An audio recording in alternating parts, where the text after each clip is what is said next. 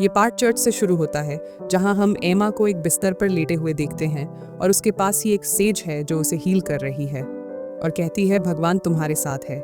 लेटो और इयान दोनों इमैनुएल से प्रार्थना करते हैं, वो उनकी दुनिया का एक भगवान होना चाहिए। संतनी कहती हैं कि हमने उसे जंगल के प्रवेश द्वार पर पाया। स्काउट्स के अनुसार यह संभवतः किसी राक्षस का काम था। राक्षस अक्सर उस क्षेत्र में दिखाई नहीं देते, इसलिए उसने अपनी सतर्कता कम कर दी होगी। और वो आगे कहती है कि ऐसा बताया जा रहा है, एक पोशन पीने से ऐसा लगा जैसे वो गायब हो गई, उसकी जान बच गई। इयान कहता है कि अगर संत अपनी दिव्य शक्ति का इस्तेमाल करें तो निश्चित रूप से वो कुछ कर सकती हैं, लेकिन वो उससे बताती हैं कि वो हर चीज़ पर असर नहीं डाल सकती। अगर वो किसी उच्च मूल्य की चीज़ को प्रस्तुत करें तो वो एक चमत्कार कर सकती हैं। इयान कहता है कि उसे पता है कि एक हर्बलिस्ट की बेटी के पास ऐसा कुछ नहीं होगा। वो उसे बताती हैं कि भेंट देने का मतलब पैसों का मूल्य नहीं है, बल्कि वो चीज़ पाने में कितनी मेहनत लगी है। ये अफसोस की बात है, लेकिन उन्हें बुरे हालात के लिए तैयार रहना चाहिए। वो बताती हैं कि एमा के पिता जल्दी आने वाले हैं और उनके लिए स्थिति को समझाना मुश्किल होगा, इसलिए वो चले जाए, चर्च उन्हें बता देगा।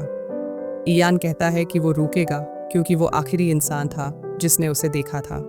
वो गुस्से में अपनी मुट्ठी बंद कर लिया है, कहता है कि उन्हें उसे बताना होगा क्योंकि ये शायद उनकी आखिरी मुलाकात होगी।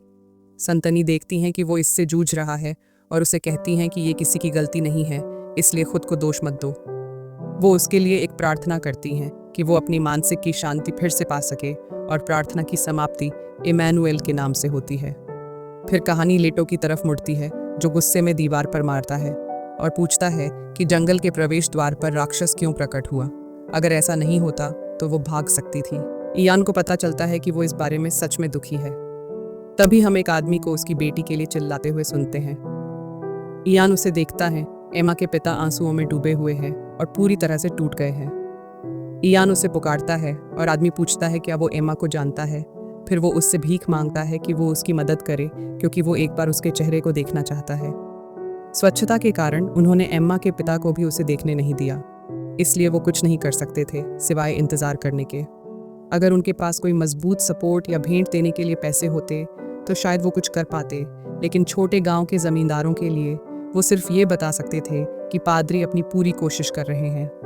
इयान फिर उसके पिता को बताता है कि एमा ने उसे ये दिया था और वो पोषण निकालता है और कहता है कि ये एक नई औषधि है जिसे उसने विकसित किया है और वो इस पर गर्व महसूस कर रही थी। वो आगे कहता है आपको ही अपनी बेटी की उपलब्धि को अपने हाथों में लेना चाहिए, लेकिन वो इयान को इसे इस्तेमाल करने के लिए कहता है। फिर वो उसके कंधों पर हाथ रखकर कहता है कि बदले में उसे कभी भी उसे भूलना नहीं चाहिए। इयान कहता है कि वो ये सब होने से रोक सकता था अगर उसने उस पत्र को ज़्यादा गंभीरता से लिया होता और अगर उसने पहले से उसे बेहतर चेतावनी दी होती।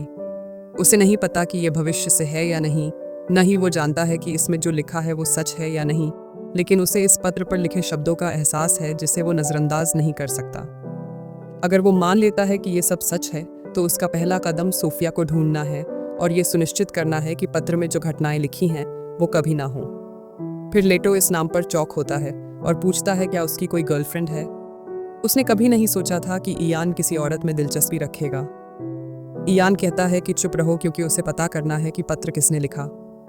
लेटो पूछता है कि क्या उसने छात्र रजिस्ट्री चेक की है और इयान कहता है कि हाँ, लेकिन उसे कुछ नहीं मिला। लेटो कहता है कि शायद ये एक फेक नाम है। वो सोचता है कि कौन सी औरत उसे इतना चिंतित कर रही है। इयान कहता है कि ऐसा नहीं है, वो बस उससे कुछ पूछना चाहता है। लेटो पूछता है कि क्या ये उसकी गर्लफ्रेंड बनने के लिए पूछने का है। भाई उसका मजाक उड़ाना नहीं छोड़ता और अंत में उसके चेहरे पर एक मुक्का पड़ जाता है। आगे बढ़ते हुए लेटो कहता है कि वो जानता है कि सोफिया एक फूल का नाम है। इयान तभी कहता है कि हाँ, ये सच है, इसी वजह से उसे नहीं पता कि ये असली नाम है या फेक। शायद ये फूल से संबंधित एक उपनाम है। उसने सुना है कि ये उत्तर की तरफ उगता है, तो ये शायद उसी क्षेत्र से कोई हो सकती है। इयान कहता है कि उत्तर ओनर्डिना परिवार का इलाका है। लेटो उसे बताता है कि वो पूछताछ करेगा, लेकिन उसके दिमाग में सिर्फ एक ही नाम आता है और वो है तुम्हारी पागल फैन जो यहीं पर है। जब वो देखते हैं तो एक बार फिर से हम सैरिया को उसके तरीके से पेड़ के पीछे छिपा देखते हैं। इयान कहता है कि ये वही पहली इंसान है जो उसे याद आई। लेटो कहता है कि उसे नहीं पता कि उसने फेक नाम का इस्तेमाल करके प्रेम पत्र क्यों भेजा। इयान उसे कहता है कि वहाँ से निकल जा। फिर थोड़ी देर बाद हम सैरिया को इयान से यह कहते सुनते हैं कि ये उसकी ओर से उसे पढ़ाने के लिए मुआवजा है, जैसे वो उसकी ओर एक बैग बढ़ाते हुए कहती है। ईयान पूछता है कि मुआवजे से उसका क्या मतलब है, और वो एक बेतुकी मात्रा में सोना निकालती है जो 200 से भी ज्यादा है। सैरिया कहती है कि जब उसने पहले उससे मदद मांगी थी तो उसे एहसास हुआ कि उसके लिए कुछ लौटाना निहायत ही रूड था। वो कहता है कि ये बिल्कुल भी रूड नहीं था और मैं संभवतः इतनी बड़ी मात्रा में सोना स्वीकार नहीं कर सकता, लेकिन तुम मेरी सलाह के लिए क्यों इतनी बेताब है। वो कहती है कि उसे लगता है कि उसके पास किसी और से सीखने के लिए कुछ नहीं बचा। उसे लगा था कि वो थोड़ी बेहतर हो गई है, लेकिन उसे लगता है कि ये बस उसके सामने ही था। वो उसे बताती है कि ऐसे लोगों से बहुत कुछ सीखने को है जिनसे आप मुकाबला नहीं कर सकते। वो उसे पहले ही कह चुका है कि उसके जैसी किसी को वो सिखाने की काबिलियत नहीं रखता। इसके अलावा क्या तुम अपने आप से ही ठीक नहीं कर रहे हैं, भले ही उसके पास ना हो। उसे पूरा यकीन था कि वो खुद ही ऊंचाइयों तक पहुंचेगी, लेकिन वो उसे बीच में ही रोक देती है और कहती है कि शिकार उत्सव है, अगर वो इसे मिस कर दी तो उसके पास फिर कोई और मौका नहीं होगा। फिर अचानक ईयान को याद आता है कि लेटर में लिखा था कि सेफिया ने भी इस साल शिकार उत्सव में हिस्सा लिया था। वो उसके कंधों पर हाथ रखकर उसे बताता है कि वो अब उसके साथ में ट्रेनिंग करना चाहता है, जो सैरिया को चौंका देता है। उसे पता करना है कि वो सोफिया है या नहीं। संभावना काफ़ी है क्योंकि सिर्फ एक अक्षर का फ़र्क है, लेकिन पिछले कुछ दिनों से वो सैरिया के साथ ट्रेनिंग कर रहा है और उसे अब तक ये नहीं पता चला कि वो सोफिया है या नहीं। लेकिन उसने उसके बारे में कुछ और बातें जान ली हैं। पहली ये कि उसकी सामाजिक स्किल्स बिल्कुल ज़ीरो हैं। उसका उपनाम रूडी ऑर्डिना है, लेकिन उसे ये किसी बुरी नीयत से नहीं मिला, बस वो दूसरों के साथ बातचीत करने में कच्ची है। दूसरी बात, उसे आराम के बारे में कुछ नहीं पता। उसने सुना है कि उच्च रैंक के नोबल बिना आराम किए ट्रेनिंग करते हैं, हीलिंग पोशन स्पीकर, और वो उनमें से एक है। जब वो उससे पूछता है कि क्या वो ठीक है, वो कहती है कि वो ठीक है और ये सिर्फ एक पोशन से ठीक हो जाएगा। वो उसके पैरों को पकड़कर कहता है, जो चोटिल है, कि उसे पता होना चाहिए कि पोशंस हर चीज़ का इलाज नहीं होते। ये उसके जोड़ों की थकावट और तनाव को ख़त्म नहीं करते, इसलिए वो लोग ट्रेनिंग के दौरान खुद को नियंत्रण करते हैं। ईयान कहता है कि उसने उससे कहा था कि ये उसकी आखिरी कोशिश है और वो ये क्या कहना चाहती है और क्यों इससे उसे इतनी चिंता हो रही है। वो कहती है कि चौथे वर्ष में एक ऐसा कोई है जिसे वो हराना चाहती है। ईयान कहता है कि बस इसीलिए क्योंकि वह ग्रेजुएट हो रहा है, मतलब ये नहीं है कि सब खत्म हो गया। वो फिर से उनसे मिल सकती है और एक मैच के लिए पूछ सकती है। सैरिया कहती है कि जैसे जैसे समय बीतता है वैसे वैसे उसके उनसे लड़ने की संभावना कम होती जाती है। ईयान पूछता है उसका क्या मतलब है। वो कहती है अगर उसे परिवार के मुखिया के खिलाफ लड़ना पड़ा तो उसे तुरंत निकाल दिया जाएगा। ईयान हैरान होकर पूछता है क्या इसका ये मतलब है। उसने सोचा, क्या ये सच है। वो कहती है, हाँ, ये तो तलवारबाजी विभाग की टॉप स्टूडेंट डिलाइन ऑर्डिना है, जो उसकी सौतेली बहन है और ग्रेजुएट होने के बाद परिवार की मुखिया बनेगी। हालांकि वो सोचता है कि शायद ग्रेजुएशन के बाद डूल का मौका है, लेकिन ये सच नहीं है। सीधे वंश और सहायक वंश की तुलना केवल यहाँ अकादमी के अंदर ही की जा सकती है। इस बार के पत्र में लिखा है, बेशक मुझे पता है कि शाही राजधानी में काम करना मुश्किल हो सकता है। मैं इतनी कठोर महिला नहीं हूँ कि यह न समझ सकूँ कि आप पर कितना भारी बोझ होगा, क्योंकि मैंने आपकी तरफ से आपकी देखभाल की है। मैंने आपका दर्द, दुख और पीड़ा देखी है। आपकी मंगेतर होने के नाते ऐसे कठिन और कष्टदायक समय में अपने प्रेमी का साथ न दे पाना निंदनीय है, और मैं अभी भी इस पर गहराई से विचार कर रही हूँ। सैरिया को अपनी हार की याद ताज़ा हो है। उसकी बहन ने नियम बदल दिए और उसे हराने के लिए चालाकी से खेला। वो हैरान थी कि बिना किसी साथी के वो खुद को संभाल सकी। उसकी बहन को ऑर्डिना का समर्थन था, जबकि उसके पास किसी का समर्थन नहीं था, और यही उसकी हार का कारण बना। ईयान उसकी तरफ दयालु आंखों से देखता है। उसे ऐसा लगता है कि शायद, केवल शायद, वो उसमें एक साथी पा सकेगी। वो सोचती है कि उसे उससे पूछने के लिए काफ़ी बहादुर होना चाहिए। फिर अगले दृश्य में शिकार महोत्सव है, जो एम्पेरर एडिलिस का सबसे प्यारा महोत्सव है। यह अकादमी में होने वाले मुख्य इवेंट्स में से एक है, जो सबसे सक्षम शिकारी का फैसला करने के लिए होता है। वो शिकारी जो सबसे ताकतवर जादुई जानवरों को गिरा सकता है।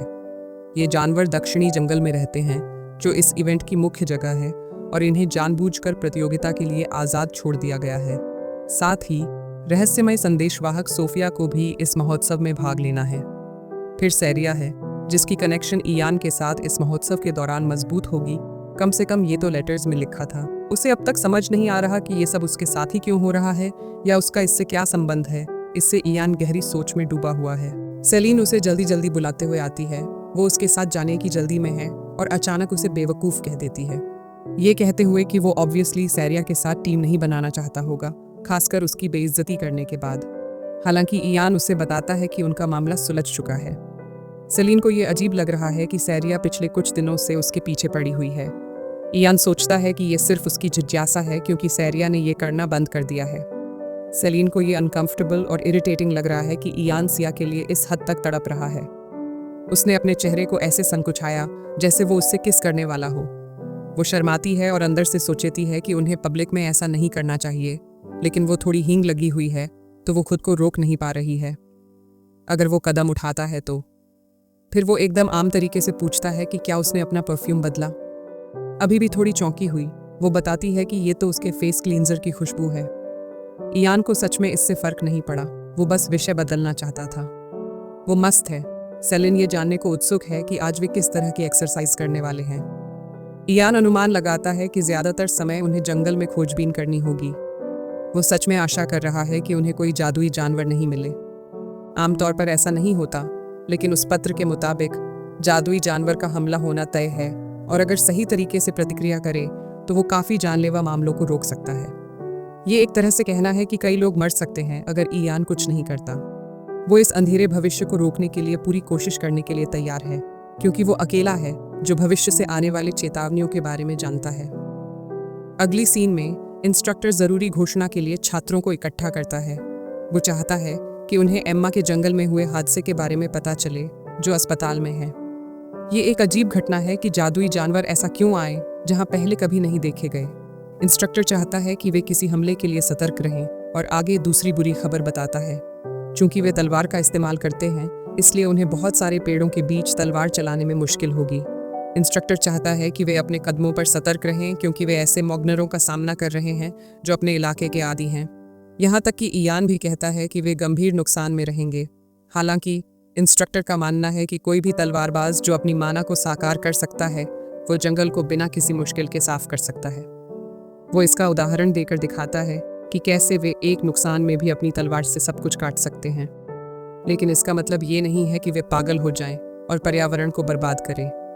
पर्यावरण उनकी लड़ाई के नतीजे को तय करने में महत्वपूर्ण भूमिका निभाएगा और एक तलवारबाज के लिए उचित दूरी बहुत ज़रूरी है। उनका पहला अभ्यास एक व्यावहारिक होगा।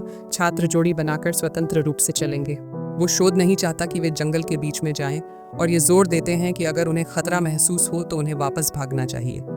बात यह है कि इयान जानता है कि एक बड़ा समूह जादुई जानवरों का उनका अम्बुश करेगा, जिसका मतलब है कि खुद का एक बड़ा समूह में रहना फायदेमंद होगा। लेकिन लोगों को इकट्ठा करने का ख्याल एक मुश्किल काम लगता है क्योंकि कोई भी उस पर विश्वास नहीं करेगा। इयान के लिए केवल ये है कि वो प्रोफेसर को जादुई जानवरों के बारे में बताए ठीक उनकी उपस्थिति के बाद। हो सकता है कि वो किसी लड़ाई में फंस जाए, इसलिए इयान सेलिन की पेशकश को ठुकरा देता है और सैरिया के पास से तेजी से गुजर जाता है, उसे टीम बनाने के लिए आमंत्रित करता है। बेचारी सेलिन इतनी बुरी हार जाती है कि वो जैसे अस्तित्व में ही नहीं है। खोज की शुरुआत होती है। सैरिया और इयान सुरक्षित क्षेत्र में रहते हैं। उनके सामने अभी तक कोई जादुई जानवर नहीं आया जिसे वो एक अजीब घटना मानते हैं। यहाँ तक कि सैरिया को भी ये अजीब लगता है और वो भी जादुई जानवरों को महसूस करने में उससे ज़्यादा सक्षम है। इयान एक ब्रेक लेने की सलाह देता है, उसे अपनी सतर्कता को कम न करने को कहता है। वे थोड़ी देर इंतजार करते हैं जब तक सूरज ढलने नहीं लगता। सैरिया उसके सामने खड़ी है और शर्माती हुए कहती है कि उसने उसके साथ ही टीम क्यों बनाई। इयान कैजुअली कहा कि वे दोस्त हैं और यह सोचकर चौंकी कि क्या वो उसे उसी तरह नहीं देखती। वो शर्माते हुए पूछती है कि क्या उसे दोस्ती के बदले उसे कुछ देना चाहिए। उसे दोस्त बनाने की आदत नहीं है, इसलिए उसे नहीं पता कि ये कैसे होता है। जब वो उसे दोस्ती के लिए सोने की पेशकश करती है तो इयान हैरान रह जाता है। वो स्पष्ट करता है कि दोस्ती और लेन देन का रिश्ता अलग होता है और दोस्त बिना किसी भुगतान के आपस में बातें कर सकते हैं। उन्हें एक दूसरे के साथ चीज़ें साझा करनी चाहिए। ये समझकर सैरिया एक रूड सवाल पूछना चाहती है। जब वो पूछती है कि क्या वो सब कुछ एम्मा की खातिर कर रहा है तो इयान चौंक जाता है। आखिरकार वे इस जंगल में बहुत गहराई तक गए हैं और उसे लगता है कि क्या ये जादुई जीवों के खिलाफ कुछ बदला लेने का काम है। वो स्पष्ट नहीं करता, बल्कि इयान गुस्से में भड़क उठता है। उसका सारा शरीर पुराने यादों से थरथराने लगता है। वह उसे बताता है कि वो बदला लेने के लिए नहीं, बल्कि जादुई जीवों को खोजने के लिए यहाँ है। सैरिया डरती है और पूछती है कि क्या यह भी दोस्ती का हिस्सा है। इयान सोचता है कि ये तो बस एक स्वाभाविक बात है। जादुई जानवरों से सैरिया हैरान होकर पूछता है, क्या ये भी दोस्ती का हिस्सा है। उसे लगता है ये तो बस एक प्राकृतिक चीज़ है और उसे ये जानने की क्यूरियोसिटी होती है कि अगर उसे जादुई जानवर ने हमला किया तो सेरिया कैसे बर्ताव करेगी। एक दृढ़ निश्चयी सेरिया आग बबूला होकर कहती है कि वो तुरंत उस नरक में गिरा देगी। यही इयान के वर्तमान एहसास से मिलता जुलता है। बेचारी लड़की धीरे धीरे इयान के कामों से दोस्ती का मतलब समझ रही है। इयान उसे ये साफ करता है कि वो बिना योजना के आगे जाने को ना तो उतावला है और ना ही पागल। यही वजह है कि वो उनकी सुरक्षा को प्राथमिकता दे रहा है। तभी इयान अचानक कुछ सुनता है और सेरिया को ध्यान लगाने के लिए कहता है। पहले तो उसे कुछ महसूस नहीं होता, लेकिन फिर उसे एहसास होता है कि ठीक आगे लगभग दर्जन भर जादुई जानवर उन्हें घूर रहे हैं। इस संख्या में जंगल में दूसरे छात्र भी गंभीर खतरे में हैं। इस पत्र में लिखा है हालांकि साम्राज्य के 3 प्रमुख व्यापारिक बंदरगाहों में से एक और महाद्वीप के पश्चिमी तट की रक्षा के लिए एक रणनीतिक बिंदु अरनकोट की रक्षा करना भी साम्राज्य के कुलीनों के कर्तव्यों में से एक है। इयान, तुम्हें पता होना चाहिए कि पिछले युद्ध के परिणाम अभी तक कम नहीं हुए हैं, फिर भी मैं हमेशा आपको लिखने के लिए समय निकालता हूँ क्योंकि मैं चाहता हूँ कि आप मेरे मन में आपके लिए जो गहरी भावनाएं हैं उनकी एक झलक भी पा सकें।